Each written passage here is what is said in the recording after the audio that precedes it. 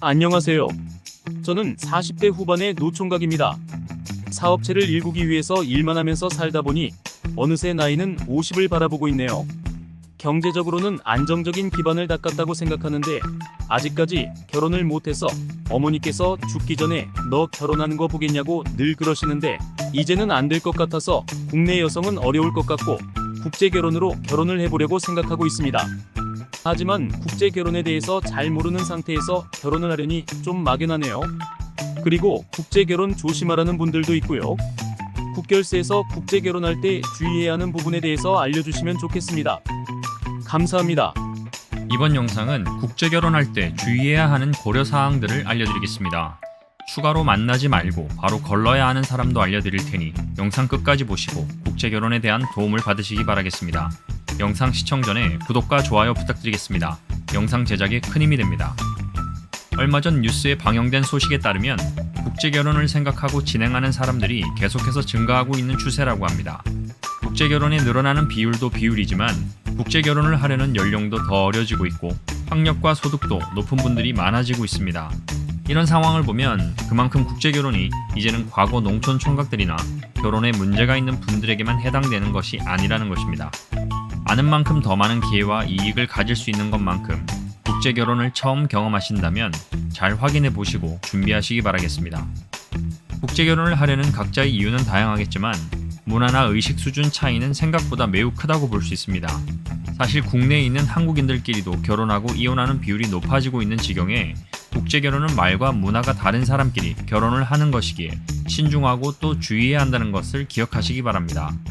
이번 영상에서는 제가 국제 결혼을 진행하면서 국제 결혼 시 고려해야 될 주의사항과 만나지 말아야 될 여성들은 어떤 여성들이 있는지 알아보겠습니다.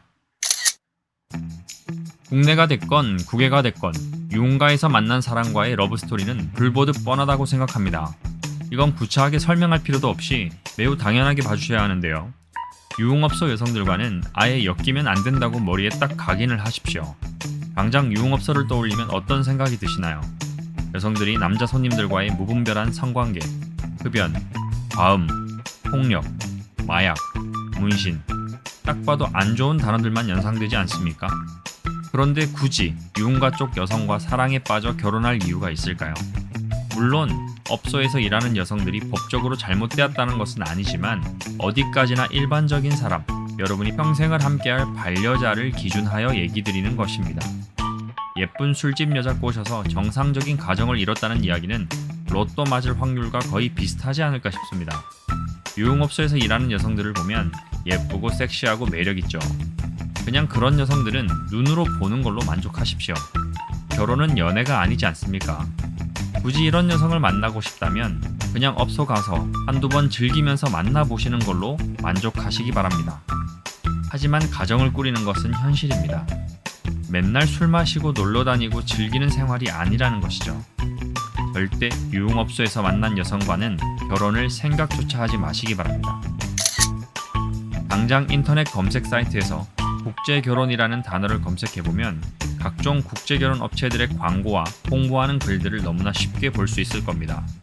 정식으로 허가를 받고 진행하는 곳들도 많지만 이런 중개업체들 가운데 순진한 신랑님들 놓고 사기치는 업체들도 상당수 있습니다.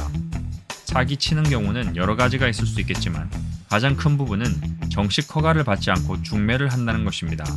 이것은 엄연히 불법이며 이렇게 정식 허가를 받지 않은 곳에서 국제결혼을 진행해서 문제가 발생되면 그 피해는 고스란히 신랑님이 지게 되는 것입니다. 또한 현지에서 결혼식을 올리고 비용을 치르고 난 이후 후속 관리가 전혀 안 된다거나 신부로 가장한 여성과 짜고 치고 한국으로 입국하지 않고 차일피일 미루기만 하면서 돈만 가로채는 경우들도 있습니다. 이런 업체들은 다 사기 결혼 업체이니 주의하시기 바랍니다. 국제결혼은 결혼입니다. 인생의 중대한 결정을 하는 것이란 말이죠. 그러니 정식 허가를 받은 업체, 그리고 끝까지 책임지고 도움을 주는 업체를 잘 확인하고 선택을 하셔야 합니다. 그래야만 행복한 결혼 생활을 하게 되실 겁니다. 평생을 함께할 반려자를 찾는 만큼 결혼은 신중하게 해야 된다는 것을 명심하시기 바랍니다. 서양 국가를 비롯한 타국에서는 여성이 이혼을 했건 아이가 있건 이런 부분에 대해서는 어느 정도 자유로운 분위기이긴 하지만 한국에서는 애가 있는 이혼녀와 재혼한다는 것은 미친 짓이라는 것이 99%의 한국인들의 생각입니다. 그냥 이혼만 한 여성의 경우라면 이해할 수 있다 쳐도 이혼한 뒤 전 남편의 자식을 당신과 함께 키우고 싶다고 이야기를 한다면 바로 패스하시기 바랍니다. 전 남편의 자식을 당신이 책임지는 행동은 불행을 자처하는 행동입니다. 장담하는데 분명 힘들어질 수 있습니다. 예외의 경우가 될 수도 있는 부분은 만약 당신이 이혼한 상태의 자녀가 있고 배우자도 같은 입장이라거나 아니면 자녀가 이미 고등학생 이상 정도가 되었다면 괜찮을 수도 있습니다. 아니면 진짜 신부를 너무나 사랑해서 이 사람이 아니면 안 될 것 같다면 어느 정도 이해타산을 따져 고려해 볼 수도 있겠지만 당신이 초혼이거나 그냥 자녀 없이 이혼만 한 상태라면 굳이 막대한 손해를 떠안으면서까지 국제결혼을 할 이유는 전혀 없다고 보시면 됩니다. 이 부분은 한국인끼리 하는 결혼도 마찬가지긴 한데 여성을 볼 때 그 여성이 현재 어떤 일을 하고 있는 여성인지 알고 경제관념도 잘 보아야 합니다. 잘 살지는 않았더라도 정상적인 직업과 일정한 소득을 벌면서 저축도 나름 하고 있는 여성을 만나야 합니다. 그래야 한국에 와서도 남편을 도와 저축도 잘하고 집안을 일으켜 세울 수 있습니다. 하는 일이 업소에 다녔거나 마사지 샵이나 불법적인 일들을 통해 돈을 버는 일을 했던 여성과 결혼을 하게 되면 한국에 와서 일하지 않고 배우자에게만 의존할 수 있고 여차하면 아내의 식구들까지 평생 뒷바라지해야 할 처지에 놓이게 될 수도 있다는 것을 생각하시기 바랍니다. 또한 자신의 외모를 지나치게 많이 꾸미는 여성이 있는데 이것도 좀 고려해야 할 부분이라고 생각됩니다. 외모를 많이 꾸민다는 것은 과거의 경험에 따라 그렇게 하는 경우가 많은데 평범한 여성들은 자신의 외모를 그렇게 많이 꾸미지 않습니다.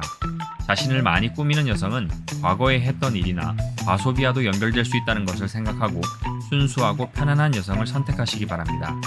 함께 노력해서 아이도 양육하고 가정의 삶을 더 윤택하게 하기 위해서는 올바른 경제관념이 상당히 중요한 부분이라는 것을 기억하시기 바랍니다. 이 부분도 잘 생각해 봐야 될 문제입니다. 국제결혼하려는 신랑님도 물론 내가 결혼한 아내 나라의 문화, 언어에 관심을 가지고 함께 배우면서 이해하려는 노력을 해야 합니다. 그렇게 되면 아내도 한국이라는 나라에 더 관심을 가지고 한국 문화와 한국말을 더 열심히 배우려 할 것입니다. 이것이 서로 진정성 있는 관계로 발전될 것입니다. 하지만 같이 사는데 시간이 지나도 아내가 자국 음식만 고집한다든지 한국의 문화나 언어는 관심 없고 돈에만 집착하는 모습을 보인다면 그 사람이 한국에 와서 당신과 살고 있는 진짜 이유가 무엇인지 진지하게 고민해봐야 할 것입니다. 외국인 배우자를 만나기 전에 한국에 대한 관심이 어느 정도 있는지 반드시 파악을 해볼 필요가 있습니다. 물론 신랑님도 신부의 나라에 관심을 많이 가지고 공부하는 것은 당연하다고 생각합니다. 국제결혼 신부는 100% 남편 하기 나름이라고 생각하시기 바랍니다. 성격이 소심하거나 자신감이 없는 것과는 좀 다른 이야기입니다. 성격이 소심해도 뭐든 배우려는 의지가 있는 사람은 한국어도 빨리 배우고 한국 문화도 빠르게 적응합니다. 배우려는 의지가 있는 여성은 한국어 공부도 유튜브를 보던 책을 사던 학원에 보내달라고 하던 어떤 형태로든지 배우자에게 부탁을 해서 더 열심히 공부합니다. 그러나 배우려는 의지가 없거나 귀찮다고 생각하는 여성은 다른 목적이 있거나 이기적인 사람일 확률이 매우 높습니다. 또한 2세를 낳았을 경우 이러한 습관은 자녀에게 그대로 되물림이 됩니다. 현명한 아내를 만나면 3대가 행복하다는 말이 있습니다. 배우는 것을 좋아하는 아내를 만나십시오. 남편에게 배우고 시부모님과 주변 사람들에게 배우는 여성은 긍정적이고 생활력 또한 강하기 때문에 가정에 복이 들어온다는 것을 기억하시기 바랍니다. 아내는 남편의 모습을 보고 배웁니다. 아내는 나의 거울이다 라는 생각을 가지고 아내가 이렇게 되었으면 하는 모습을 먼저 보여주는 남편이 되시기 바랍니다. 이 부분은 가정 불화의 문제점이 될 수 있는 부분 가운데 상당히 크고 중요한 부분입니다. 동남아시아 외국인 여성은 대부분 모계 사회가 특성인 나라이기 때문에 가족에게 신경을 잘 씁니다. 그렇기에 시부모님과 시가족들에게 잘하려고 아내들이 많이 노력을 합니다. 결혼하기 전에 부모님에게 잘하는지 어떻게 알 수 있냐고 하시는데 이 부분은 대화와 댐댐이를 보면 알 수 있습니다.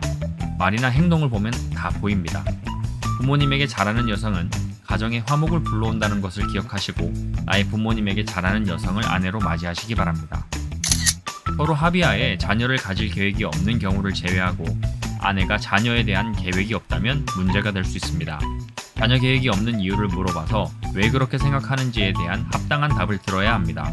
납득할 만한 확실한 이유를 말하지 않고 흐지부지, 어영부영, 지금은 계획이 없다는 등의 두루뭉술한 말만 계속한다면 다른 불순한 목적이 있거나 무언가를 숨기고 있는 것이 있을 수도 있습니다. 또 또 이러한 경우 남편이 원해서 아이를 가진다고 해도 자녀 양육에 대한 책임을 지기 싫어하거나 나는 원하지 않았는데 당신 때문에 억지로 낳은 거라는 무책임한 발언을 할 수도 있습니다. 또한 극단적으로는 아이를 데리고 본국으로 떠날 수도 있습니다. 아이는 어차피 한국에서 태어나 한국 국적을 가졌기 때문에 자신이 데리고 있는 것이 유리하다고 생각할 수 있기 때문입니다. 당장 형편이 어려워 가질 수 없는 처지에 있다 하더라도 자녀 계획은 있는지, 만약 없다면 이유가 무엇인지 구체적으로 물어볼 필요가 있다는 것입니다.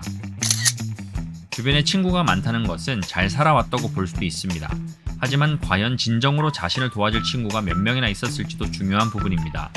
살면서 정말 자신이 힘들 때 도와줄 수 있는 진정한 친구가 많은 여성이라면 인생을 정말 잘 살았고 칭찬받을 만합니다. 하지만 그런 게 아니라면 나머지는 감정 해소의 용도라든지 철저하게 이해타산적이거나 무심한 친구인 경우가 부지기수입니다. 아예 친구가 없는 것도 문제가 될 수 있지만 쓸데없이 친구가 많은 여성도 만나지 않는 게 좋습니다. 요즘에는 SNS가 매우 발달되어 있고 언제든지 화상, 전화통화를 할 수 있는 시대죠. 이 말을 바꿔서 말해보면 당신과 어떤 마찰이 생겼을 때 엉뚱한 친구에게 감정 해소를 한다든지 무심한 친구에게 당신의 이야기를 하고 조언 같지 않은 조언을 주고받으며 쓸데없이 귀가 팔랑거려서 안 좋은 쪽으로 마음을 먹을 수도 있을 확률이 있다는 것입니다. 과연 그들이 해주는 이야기가 도움이 될까요?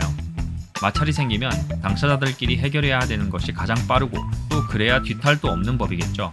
이 사람 저 사람에게 본인 이야기를 늘어놓으며 감정 해소하는 것은 바람직하지 못한 방법입니다. 한쪽이 전부 골맞는데 겉에만 바느질로 꿰맨다고 문제가 해결이 될까요?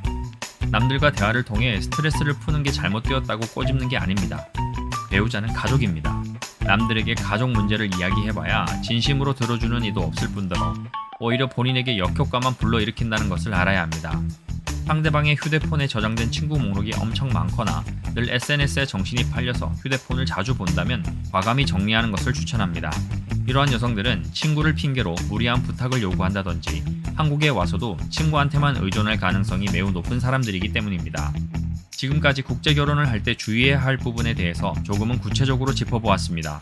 국제결혼은 하기는 쉽지만 그만큼 헤어지기도 쉽습니다. 그렇기 때문에 국제결혼은 국내 결혼보다 더 신중해야 하고 더 주의해야 합니다. 그래야 후회를 하지 않기 때문입니다. 앞서 말했듯 배우자 나라의 문화를 서로 이해하고 존중한다는 것은 결코 쉬운 일이 아닙니다. 국내 결혼이 평생 같이 할 수 있는 동반자를 찾는 것이라면 국제결혼은 평생을 함께할 동반자를 찾아 신부 나라의 문화까지 받아들여야 합니다. 앞서 알려드린 조언들 이외에도 여러 가지가 있겠지만 중요한 것은 본인이 선견지명을 가지고 최악의 경우를 미리 피해갈 수만 있다면 좀 더 나은 배우자를 만나는데 조금은 더 도움이 되지 않을까 싶습니다. 이번 영상은 여기까지입니다. 영상이 도움이 되셨다면 응원의 댓글 한마디 부탁드리며 궁금한 부분도 언제든지 댓글로 남겨주시기 바라겠습니다. 지금까지 국결스였습니다. 감사합니다.